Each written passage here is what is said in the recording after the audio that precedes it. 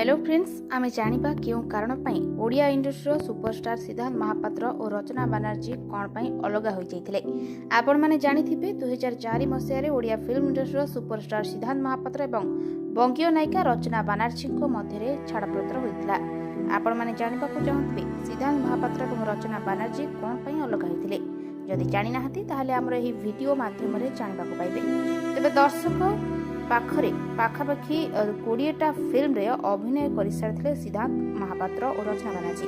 यह जोड़ी को दर्शक माने खूब पसंद करते। यह दुई जोड़ी शूटिंग समय दुहे दुही को भल पाई बसते। तापरे से 2004 मसीह विवाह बंधन में बांधि होते। किंतु सिद्धार्थ महापात्र और रचना बानर्जी वैवाहिक जीवन खुशी कटि नथिला, जहाँफल से बाहागर 6 मास पर अलग हो जाते। दुहे दुही को छाड़पत्र देते। तापरे रचना बानर्जी ओडिया इंडस्ट्री छाड़ी सबुदिन बंगला इंडस्ट्री को चली जाते। सिद्धार्थ महापात्र 2004 मसीह मामा मिश्र को विवाह करते। सिद्धार्थ महापात्र एवं गोटे पुओ आ गोटे झील अच्छी। सिद्धार्थ महापात्र विवाह पर ओडिया इंडस्ट्री लोकप्रिय अभिनेता मामा मिश्र कौन फिल्म करना।